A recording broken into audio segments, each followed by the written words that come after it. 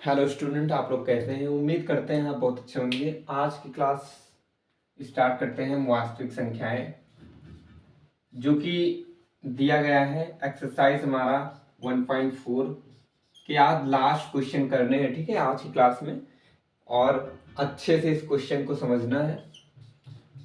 इसके बाद बहुपद को हम कल की क्लास में स्टार्ट करेंगे। क्वेश्चन क्या दिया गया है कि आइए पहले हम क्वेश्चन को लिख लेते हैं कि प्रत्येक स्थिति के लिए यानी कुछ वास्तविक संख्याएं के दशमलव प्रसार नीचे दिए गए हैं। तीसरा नंबर क्वेश्चन क्या दिया गया है एनसीईआरटी से, कुछ वास्तविक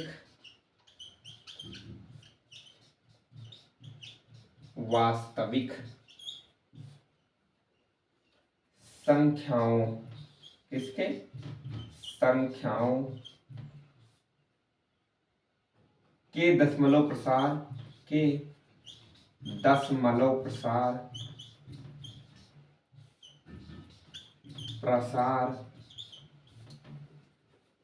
प्रसार नीचे दर्शाए गए हैं,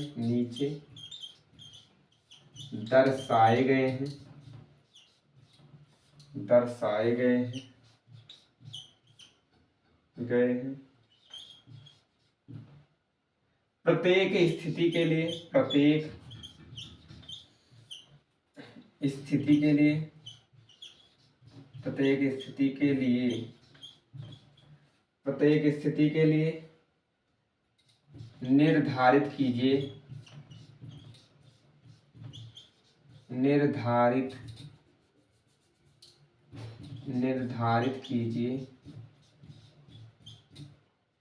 निर्धारित कीजिए कि परमीय संख्या है या अप्रमेय, निर्धारित कीजिए कि परमीय संख्या है कि अप्रमेय, परमीय संख्या है कि अप्रमेय या अप्रमेय।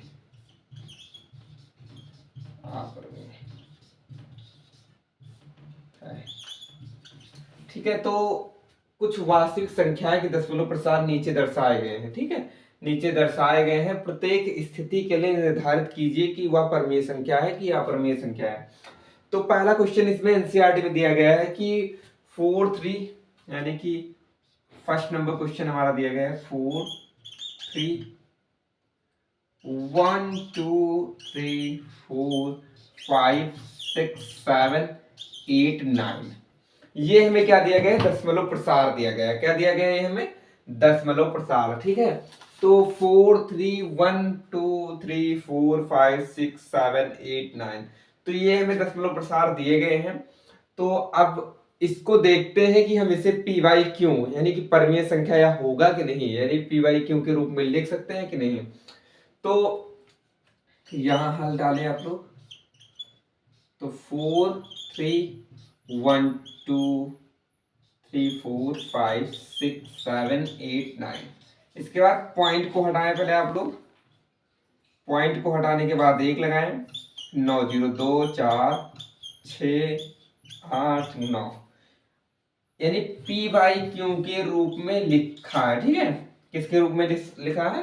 तो पी बाई क्यू के रूप में। तो हम लिख सकते हैं कि दिया गया दशमलव प्रसार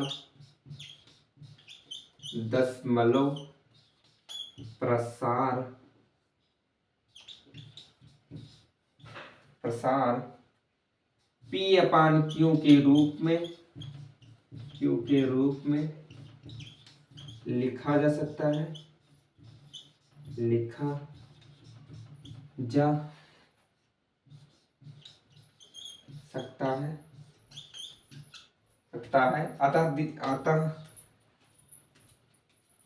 अतः यह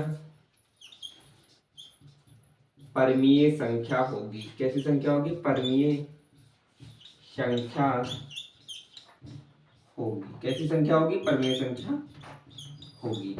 आई बात समझ में कि अगर जैसे कि इसमें पूछा गया है कुछ दशमलव प्रसार ऐसे दिए गए हैं जिनके हमें क्या निकालना है, परमीय संख्या है कि नहीं है।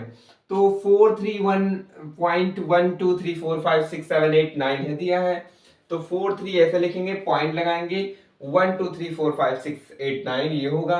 तो ए यानी कि पॉइंट हटा के पॉइंट की जगह पे 1 लगाएंगे, बाकी 9 जीरो, ठीक है। तो यानी पी वाई क्यू के रूप में है ये, क्योंकि ना कि Q Q not equal to zero है, ठीक है, क्यू जीरो नहीं है।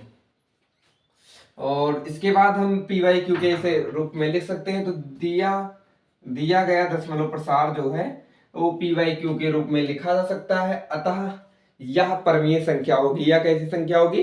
परमीय संख्या होगी। आप लोग यहां तक नोट कर लीजिए। इसके बाद दूसरा क्वेश्चन हम देखते हैं।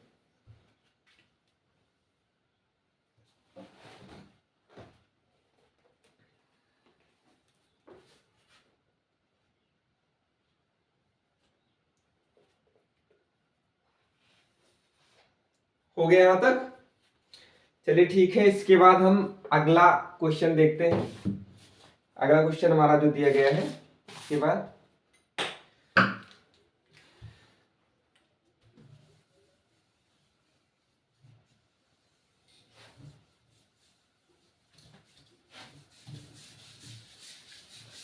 जो अगला क्वेश्चन हमारा दिया गया है कि दूसरा नंबर क्वेश्चन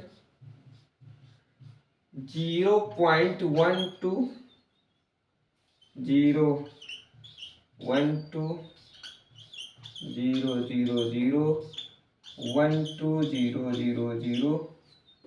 ठीक है। ये हमारा डॉट डॉट डॉट, ठीक है। तो ये हमें क्या दी गई है? संख्या दी गई। क्या दी गई है? ऐसी संख्या 0.12012001200030 है। इसके बाद तो हम इसको क्या करेंगे? पी वाई क्यू के रूप में लिखना सीखेंगे। देखिए कैसे लिख सकते हैं कि नहीं लिख सकते हैं। तो हम कह सकते हैं कि जो नीचे की संख्या है यही संख्याएं बढ़ती जा रही है, डॉट डॉट दिया गया, ठीक है। तो नीचे संख्या जो लिखेंगे वो अनडिफाइंड होगा। क्या होगा? अनडिफाइंड, यानी कि ज्ञात नहीं है। तो अतः यह संख्या, अतः यह प्रसार पी बाई क्यू के रूप में, पी बाई क्यू के रूप में नहीं लिखा जा सकता है, नहीं लिखा जा सकता है, नहीं लिखा जा सकता है। दिया गया प्रसार, दिया गया दशमलव प्रसार,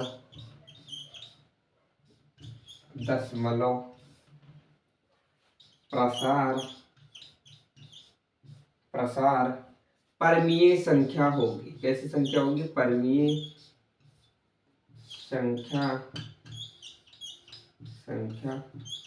होगी। आई बात समझ में कि जैसे कोई संख्या हमें दी गई है, यानी कि ये संख्या जो दी गई है तो ये संख्या आगे आगे डॉट दिया गया, मतलब 3 डॉट का मतलब, ये डॉट डॉट का मतलब होता है कि संख्या आगे बढ़ती जाएगी। यानी कि यही जब ऊपर की हमें पी संख्या है, जो पी होता है यानी कि ऊपर की जो संख्या है वो हमें ज्ञात नहीं है, तो क्यू की संख्या कैसे ज्ञात करेंगे ये बताओ। तो ये अनडिफाइंड होता है। क्या होता है? अनंत तक जाता है, ठीक है। तो अनडिफाइंड जो होता है उसे पी बाई क्यू के रूप में नहीं लिखा जा सकता है, ठीक है। अनडिफाइंड संख्या को पी वाई के रूप में नहीं लिखा जा सकता है। अतः दी गई जो दशमलव प्रसार है वो क्या कहते हैं? वो हमारा परिमेय संख्या नहीं होगी। वो क्या कैसी संख्या होगी? अपरिमेय संख्या होगी, ठीक है। जिसे पी वाई क्यू के रूप में नहीं लिख सकते हैं वो अपरिमेय संख्या होगी, और जिसे लिख सकते हैं वो परिमेय संख्या होगी। तो यहां तक समझ में आया? यहां तक आप लोग नोट कर लीजिए। इसके बाद लास्ट क्वेश्चन देखते हैं।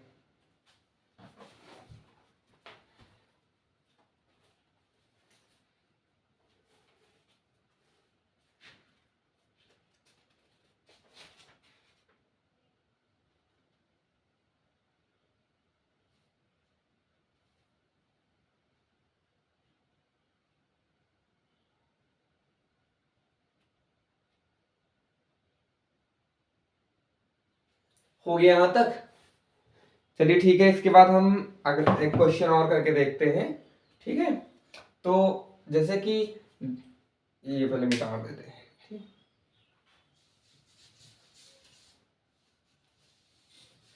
क्वेश्चन क्या दिया गया है हमारा? क्वेश्चन हमारा दिया गया है कि दिया गया है इसमें क्या दिया गया है? दिया गया है कि तीसरा क्वेश्चन 4 3 1 2 3 4 5 6 7 8 9 इस पर बार लगा है। ठीक है, क्या लगा है? बार। तो यानी यही बार तक संख्याएं जो होगी। ठीक है, तो इसको हम देखते हैं हल में। पहले लिखे आप लोग। तो 4 3 1 2 3 4 5 6 7 8 9 ये हमें संख्या दी गई है। तो बार को हटाएंगे पहले। ठीक है, तो इसको हटाएंगे। उसके बाद हम क्या लिखेंगे? 1 0 0 0 0 0 0 1 0। ठीक है, तो ये हुआ हमारा। तो आता है इसे पी बाई क्यू के रूप में, यानी पी बाई क्यू के रूप में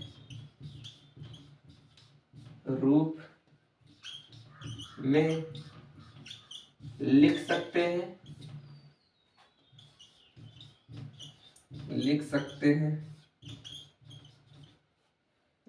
हैं। अतः दिया गया दशमलव का प्रसार, दिया गया दशमलव प्रसार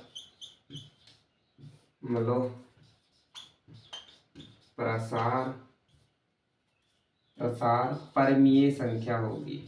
परमीय संख्या होगी। कैसी संख्या होगी? परमीय संख्या। ठीक है, जैसे 4.123 4 5 6 7 8 9 दिया गया हमें, तो इसका हमें दशमलव प्रसार का, इस दशमलव प्रसार का हमें पी बाई क्यू के रूप में लिखना है। तो पॉइंट को हटा देंगे तो 1 लगाएंगे और 9 जीरो लगा देंगे। कितने जीरो लगा देंगे? 9 जीरो। तो इसे पी बाई क्यू के रूप में लिख सकते हैं। अतः दिया गया जो दशमलव प्रसार है वो परमीय संख्या होगी। ठीक है, कैसी संख्या होगी? परमीय संख्या। ठीक है, इसके बाद चौथा क्वेश्चन देखते हैं हम उदाहरण का। ठीक है,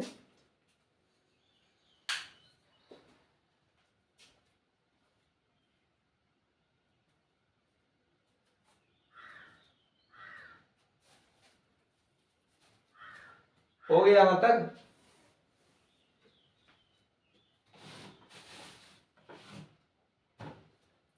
यहां तक हो गया हो तो उदाहरण में जो हमारा क्वेश्चन एनसीईआरटी उदाहरण देख लेते हैं। क्या है कि मतलब ये एक्सरसाइज हमारा 1.4 का सारे क्वेश्चन हो गया। ठीक है, लास्ट क्वेश्चन था। तो ऐसे कर लेना आप लोग फेयर में, यानी कि 1 मेरा जो वास्तविक संख्या है वो टोटली खत्म हो गया है। कितना? टोटली सारा खत्म हो गया है 1 लेक्चर। ठीक है, तो इसमें जो 1.4 का जो हमारा वो उदाहरण दिया गया है, उदाहरण का क्वेश्चन क्या दिया गया है? उदाहरण में क्वेश्चन जो दिया गया है वो क्वेश्चन दिया गया है कि पहला क्वेश्चन 0.375 ये क्वेश्चन दिया गया है, तो इसे निकालना है हमें।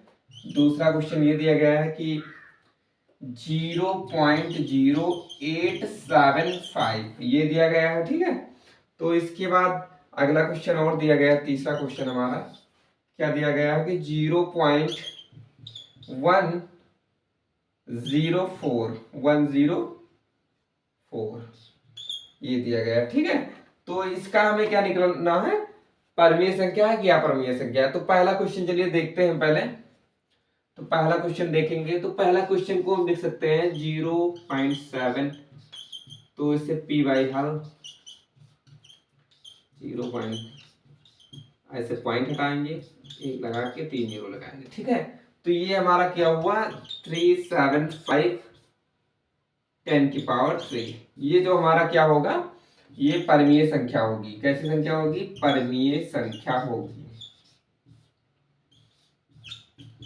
परमीय संख्या इसलिए होगी क्योंकि इसे हम पी बाई क्यू के रूप में है। ठीक है, ये पी बाई क्यू के रूप में लिखा है मैंने। ठीक है, तो ये परमीय संख्या होगी। दूसरा क्वेश्चन इसके बाद देखते हैं हम।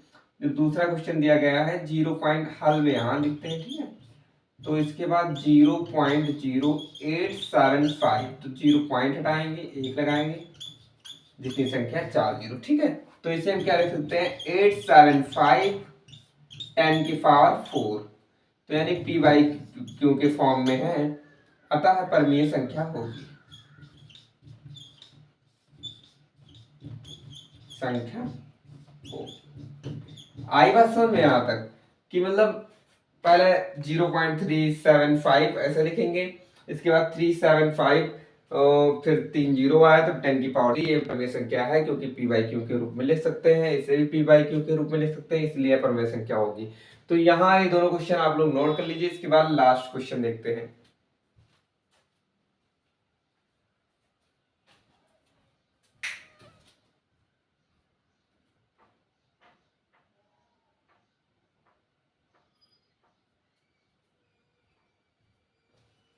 हो गया यहाँ तक।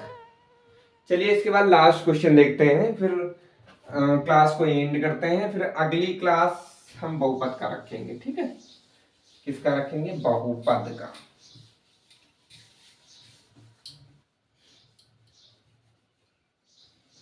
क्या दिया गया था क्वेश्चन? ये तीसरा नंबर क्वेश्चन हमारा 0.104, ठीक है। तो इसको हम पी बाई क्यू के रूप में ऐसे लिख सकते हैं। हल पहले लिखो आप लोग, 0.10 ऐसे करेंगे, 3 जीरो लगाएंगे, ठीक है। तो 104 की पावर 10 की पावर 3, तो यानी पी बाई क्यू के फॉर्म में है।